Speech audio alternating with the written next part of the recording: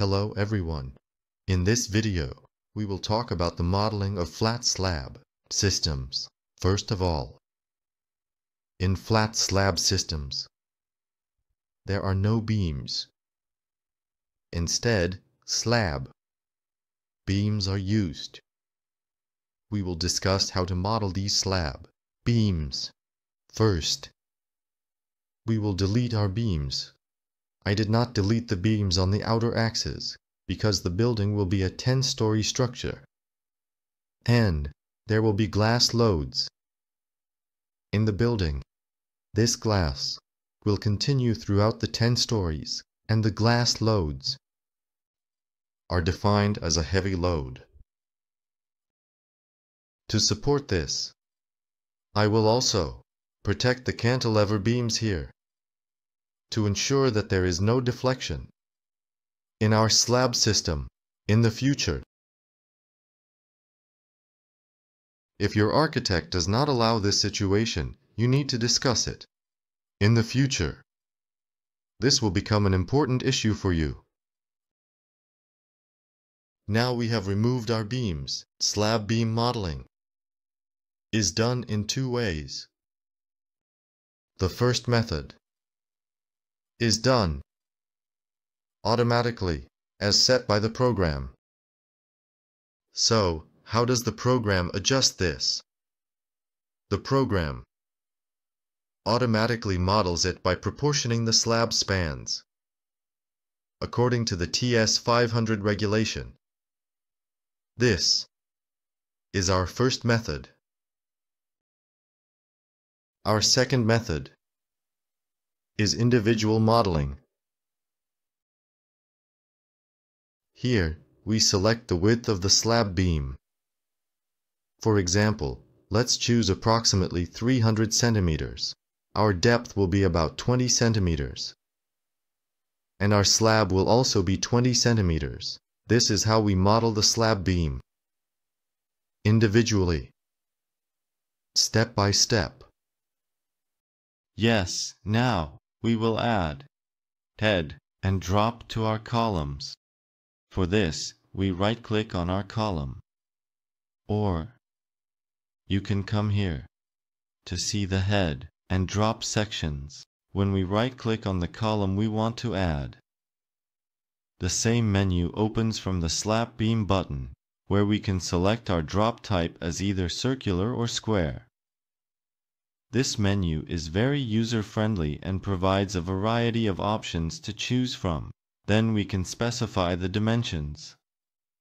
Let's set the height of B1 to 80 centimeters and B2 to 40 centimeters, with our drop height being 20 centimeters. We will choose circular, and when we close it, it will be modeled in this way. The modeling process is straightforward and efficient, ensuring that our design is accurate and meets our requirements. Now, let's continue with the modeling. So let's see what this manual modeling is based on now. This is a section of the TS 500 regulation. In slab designs, our floor system is divided into two parts, as the middle strip column strip. The section where the columns are located is referred to as the column strip, and 1/4 of the span, meaning if this is 1/4 of the opening on the right side where the column is located, it is considered from the other side where the column is located. The remaining sections are referred to as the middle strip. For example, this area is the column strip. This area is also the column strip. But the section in between is the middle strip. In our manual modeling, we can also create our own model by taking the measurements here into account. Now I will complete my modeling and move on to the analysis phase. Yes, we have completed our model. Now, let's make the necessary adjustments. Here, the structural behavior coefficient should be taken as a 13. The system is solved using a two-stage solution. In the first stage, the lower and upper ends of all columns are shaken. It is determined in the analysis whether the walls have the capacity to counter all earthquake effects on the structure. In other words, all earthquake effects on the structure should be taken by the walls. We are selecting. We are making the necessary adjustments.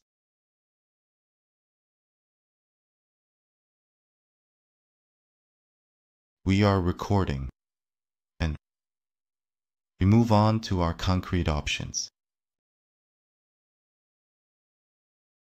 Here, we have a minimum height check according to TS 500. For the slab option, mark this tick. Then we save. Again and check our analysis options. According to the regulations, we must use the finite element solution. In this system, for this reason, we mark these two, TA and FA3D with TA Workshop, are two different finite system solution engines. Both are finite element solution engines. Our first option generates a quadrilateral mesh. Our second option generates triangular mesh. We are selecting our first option, saving it, and starting our analysis. Yes, our analysis result is definitely comprehensive and complete. Whether there is a deficiency or not is absolutely not important.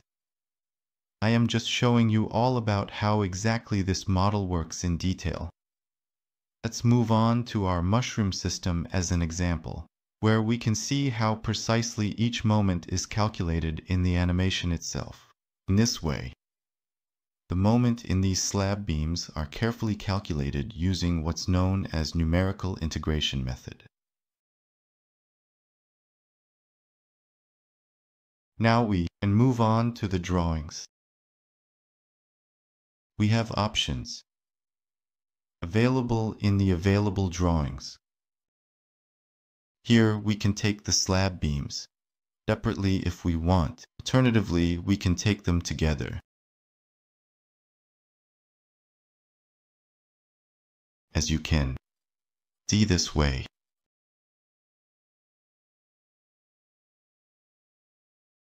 If we open our option, as you can see, it also provided us with the reinforcements and the slab beams in the column strip. That's all I have to share in this video. I wish everyone good work.